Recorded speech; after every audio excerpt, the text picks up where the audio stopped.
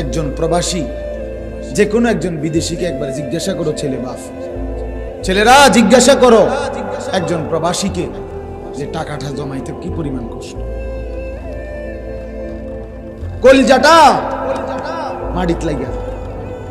আমি নিজে দেখছি তো অসংখ্যবার হজ উমরার মধ্যে কত মানুষ দেখলাম কি কষ্টে টাকা রোজগার করে, 12 ঘন্টা ডিউটি করে, 12 ঘন্টা টানা, ওইখানে কোনো ফাঁকিবাজি নেই।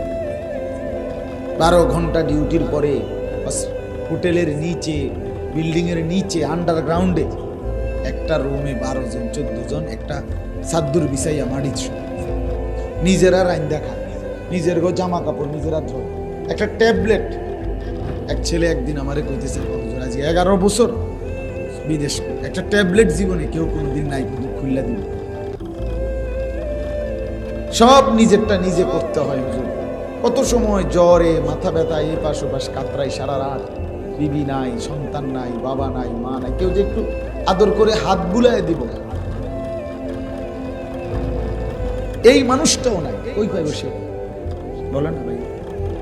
এরপরে এক ছেলে আমার একদিন কইতেছে, হুজুর আমি কোনোদিন যদি কেউ একটা মুরগি এমনি দেয়, কেউ যদি একটা বার্গার দেয়, কিছু একটা দিলে খাইয়া রাত্রের আর রান্ধি না, এই পানি কদ্দুর খাইয়া শুইয়া লাই, যে কি শরীরের ক্লান্তি, এই কষ্ট করে বাপ এই জমানো টাকাগুলো দেশে পাঠায়, সেই টাকা তুমি 2 আঙ্গুল দিয়া মোবাইল টিপে শেষ করে নেবে। হ্যাঁ, এটার কি কোনো শেষ নাই বাবা? আজকে ফিলিস্তিনের মুসলমান জীবনে, তাদের 7 বছরের বাচ্চা জীবনে কি ভাবছে এই পরিণতি দেখতে হবে? 12 বছরের লাশটা পর্যন্ত দাফন করতে দিচ্ছে, পানি নাই, বিদ্যুৎ নাই, তেল নাই, কিচ্ছু নাই, কিচ্ছু। এই পৃথিবীতে বর্তমানে এটা কোনো নূহ নবীর ঘটনা না, কথা বোঝেন নাই আমরা, এটা কি নূহ নবীর ঘটনা? তো বলো না বাবা, এটা তো এই মুহূর্তের রানিং, এই সেকেন্ডের ঘটনা, চলমান ঘটনা। তাহলে আর কত লাশ দেখলে, মুসলমানের আর কত জুলুম দেখলে তুমি মুসলমান, তোমার কলিজার ভিতরে ভয় আসবে? আমি বুঝি, আমি বুঝি না। নিজেদেরকে তো এখনো মুসলমান আমরা ভাবতেছি, তাহলে মুসলমানের পরিচয় কি ছেড়ে দিবেন শেষ পর্যন্ত? কথা বলেন না কেন? আল্লাহকে ছেড়ে দিলেন পুরা, তাইলে যদি মুসলমানের পরিচয় রাখতে হয় তো টিকবেন কিভাবে? মাত্র 92 লাখ ছেলেরা, আমার কথা শোনো, রাগ হইও না, আমি তোমার একজনেরই বলি, মানে রাগ হইও না বাপ, বলুন না কেউ নাই, মা বাপ চাইয়া থাকে, শুধু সন্তান নষ্ট হইতে হইতে পয়সা গন্ধ ছুটছে।